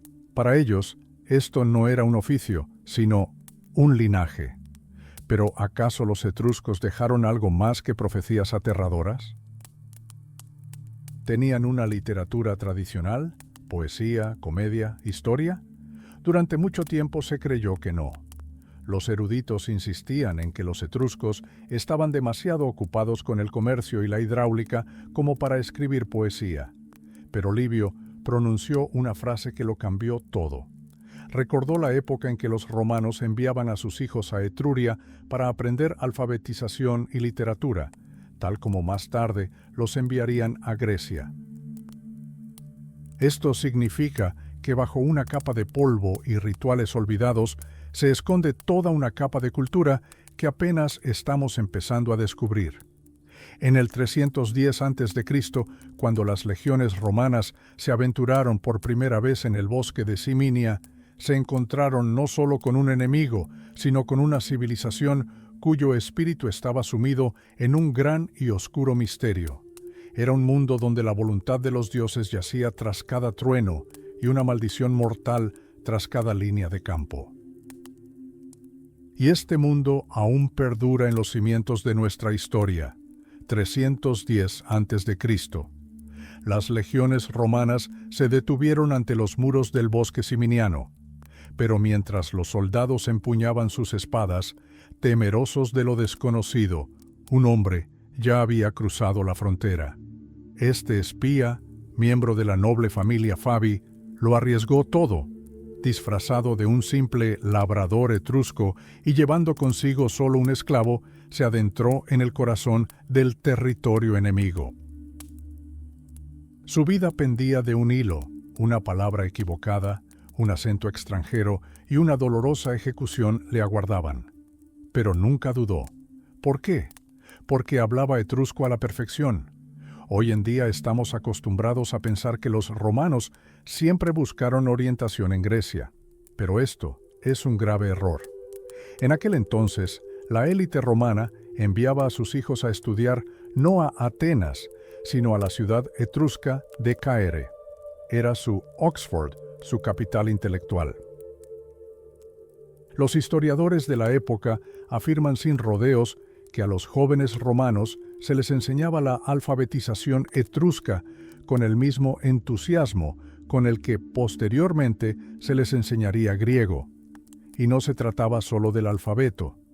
Escribir implicaba un profundo conocimiento de la literatura, la gramática y la etiqueta.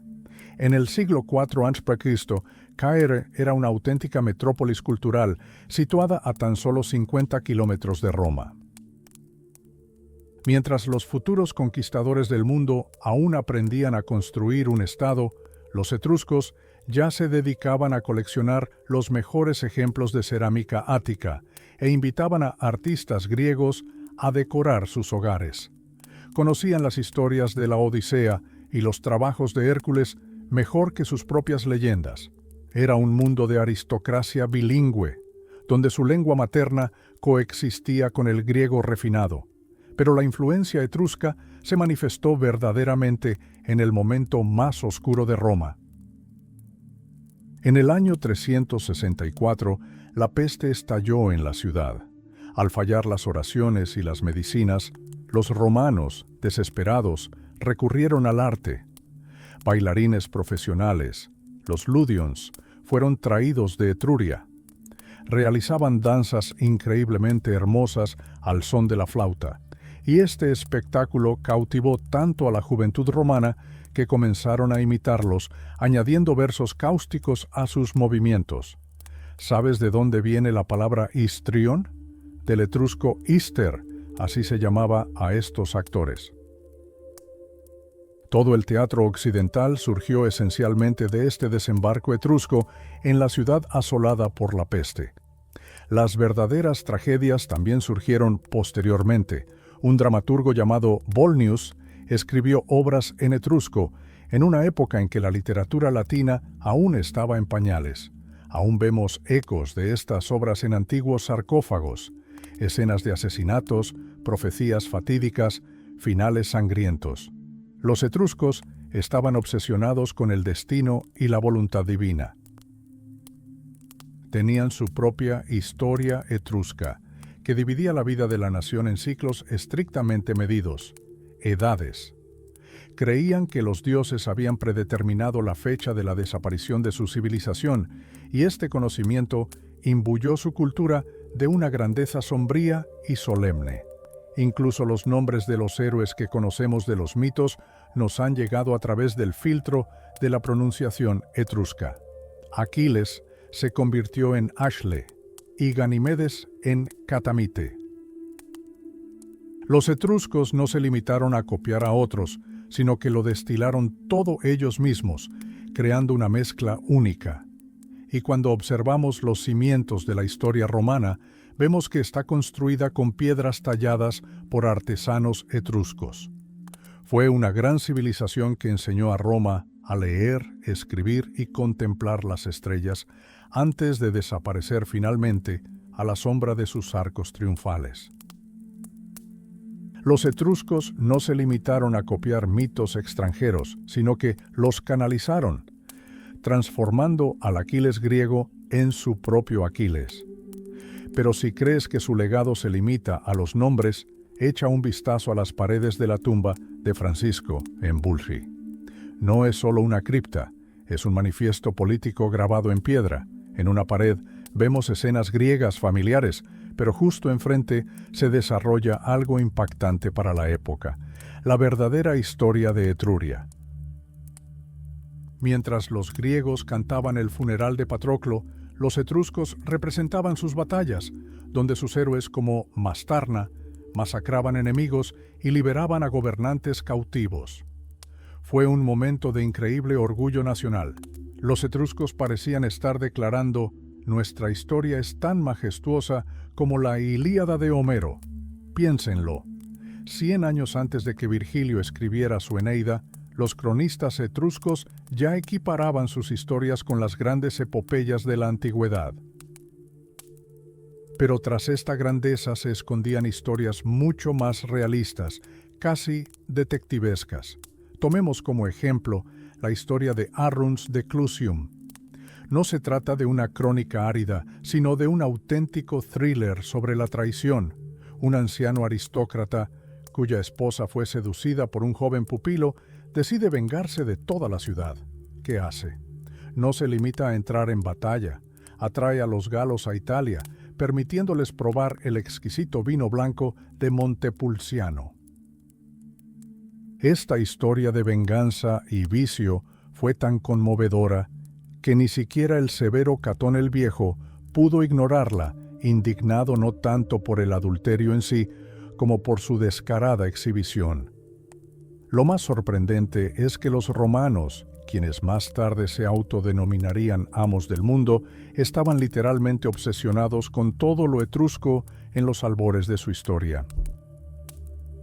Las familias nobles romanas, como los Fabios, enviaban a sus hijos a estudiar a las ciudades etruscas para dominar su escritura y cultura. Esto era más prestigioso que un título universitario de la Ivy League actual. Incluso los nombres de los grandes generales romanos revelan raíces etruscas. Cuando hablamos de triunfos y coronas de oro, olvidamos que fueron los maestros etruscos quienes primero ostentaron estas distinciones.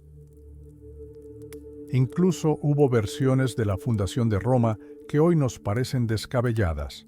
Una de ellas, en lugar de las leyendas habituales, presenta un extraño milagro en el hogar del rey Tarquesio y oráculos ocultos en los bosques de Etruria. Este fue un intento de etruscanizar Roma, para demostrar que incluso Rómulo y Remo formaron parte de esta misteriosa civilización.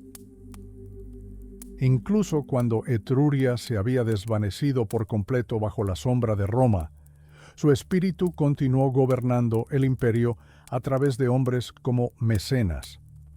Estamos acostumbrados a pensar en él simplemente como un acaudalado mecenas de las artes, pero era descendiente de los antiguos reyes etruscos. Mecenas ejercía un poder colosal, sirviendo como la mano derecha del emperador Augusto, pero rechazaba ostentosamente los altos cargos y las túnicas senatoriales. Este era su mayor orgullo, el orgullo de un hombre cuyo linaje había sido grande incluso cuando las ovejas pastaban en el sitio del Foro Romano. Gobernó el imperio con la gracia despreocupada de un aristócrata que sabe que la verdadera grandeza no requiere títulos. Los etruscos habían desaparecido, pero dejaron en Roma su estilo característico, su adivinación estelar y ese hilo invisible que unía el pasado bárbaro de Italia con el esplendor de un gran imperio. Cayo Silnio Mecenas. Un hombre cuyo nombre se ha vuelto familiar 2000 años después, pero cuya vida real fue mucho más extraña y provocadora de lo que creemos. Rechazó ostentosamente los altos cargos y las túnicas senatoriales, y este era su mayor orgullo. El orgullo de un aristócrata cuya familia ya era adinerada cuando las ovejas pastaban en el emplazamiento del Foro Romano. Gobernó el imperio con la gracia despreocupada de quien sabe con certeza que la verdadera grandeza no necesita títulos. Sus modales recordaban a los de un noble refinado, aparentemente avergonzado de su alta posición. Mientras otros se esforzaban por alcanzar el poder, Mecenas fingía estar interesado únicamente en los placeres refinados. Esto enfureció a muchos. La oposición republicana lo llamó la eminencia gris del emperador Augusto, y los filósofos estoicos se indignaron con su estilo de vida. Séneca no perdió oportunidad para denigrarlo, declarando que el hombre ni siquiera intentaba ocultar sus vicios. Pero lo que más impactó a sus contemporáneos fue su vestuario. En la antigua Roma, la vestimenta era un manifiesto político. Los conservadores acérrimos usaban togas ajustadas e incómodas, demostrando su disciplina y lealtad a la tradición. ¿Y Mecenas? Se paseaba con una capa griega, ligeramente holgada sobre una túnica que le quedaba grande. Para un romano de la época, esto parecía tan provocativo como un ministro moderno asistiendo a una recepción oficial con una túnica de seda. Lo llamaban sin cinturón. Séneca bromeó diciendo que Mecenas había desatado su espíritu tanto como su ropa. Si hubiera llevado la toga adecuada, sus pecados podrían haber pasado desapercibidos. Lo criticaron por todo: su amor por las raras telas púrpuras, el hecho de viajar en una litera hecha de suaves plumas e incluso por introducir la moda de comer carne de burro. Pero tras esta fachada de afeminamiento se escondía una tragedia personal. El mecenas estaba gravemente enfermo. Sufría de fiebre constante, agotamiento nervioso y un insomnio insoportable. Se dice que en los últimos 3 años de su vida no pudo pegar ojo en una hora. Para olvidarse de sí mismo, ordenó a los músicos que tocaran en los rincones más alejados del jardín. Estos sonidos apenas audibles de sinfonías invisibles supuestamente calmarían sus nervios destrozados. El emperador Augusto adoraba a su amigo, pero se burlaba constantemente de su afición al lujo. En sus cartas lo llamaba el marfil de Etruria, el diamante del Adriático e incluso el lecho de la cortesana. Era una amistad entre dos de los hombres más poderosos del planeta, cimentada sobre la ironía y la confianza absoluta. El propio Mecenas intentó escribir, considerándose un hombre de letras, y aquí se revela su verdadera naturaleza. A pesar de rodearse de genios como Horacio y Virgilio, sus propios textos eran extraños y pretenciosos. Augusto llamó a su estilo papel perfumado y rizado. Mecenas adoraba las metáforas complejas y las palabras inventadas, pero sus fragmentos de poesía revelan una honestidad aterradora, casi animal. Mientras todas las escuelas filosóficas insistían en que la muerte no daba miedo, Mecenas escribió: «Que me quiten los brazos y las piernas, que me crezca una joroba y se me caigan los dientes, mientras viva. Aunque me cuelguen en la cruz, déjenme vivir». Esta sed de existencia, en cualquier forma, era su verdad fundamental. Era un antiguo etrusco en un mundo que ya se había convertido en romano. Se le consideraba un diletante perezoso, pero fue quien supo reconciliar a los enemigos y llegar a acuerdos donde otros recurrían a la espada. Un mecenas es más que un simple mecenas adinerado. Es un símbolo de cómo el poder blando, el gusto refinado y la capacidad de dejarse llevar pueden gobernar el mundo con mayor eficacia que cualquier dictadura brutal. En definitiva, cuando buscamos en la historia a un auténtico etrusco, encontramos en él los rasgos de ese genio italiano que sabe sobrevivir y crear a pesar de cualquier adversidad. El poder blando de los etruscos funcionó donde legiones flaquearon. Pero tras esta fachada se escondía un misterio que los académicos llevan siglos intentando desentrañar. Todo comenzó con un destello de oro en el puerto de Pyrgi. En 1964, los arqueólogos contuvieron la respiración. Se desenterraron 3 planchas de oro. Fue el momento de la verdad, un texto en 2 idiomas, etrusco y púnico. Parecía que el misterio lingüístico que había atormentado a generaciones se había resuelto de un plumazo. Pero a la historia le encanta ser irónica. Resultó que las inscripciones no eran una traducción literal, sino simplemente una versión imprecisa de los acontecimientos. Los académicos se quedaron con un cuasi bilingüe y una enorme decepción en lugar de la clave del código.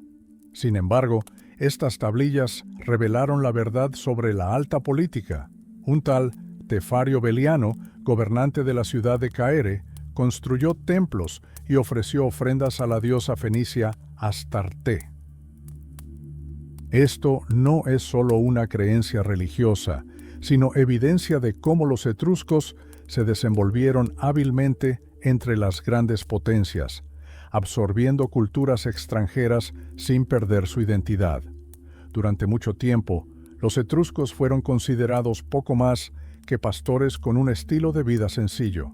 Pero las excavaciones en Aquarosa y Poggio Civitate desmintieron este mito. Los arqueólogos descubrieron auténticos palacios con enormes fachadas.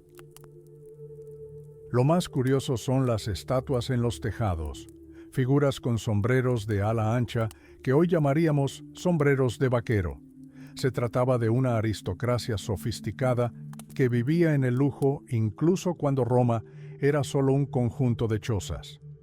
El descubrimiento más aterrador y a la vez fascinante aguardaba a los investigadores en Tarquini. Justo en el centro de la ciudad se descubrió la tumba de un niño de 8 años en pose ritual.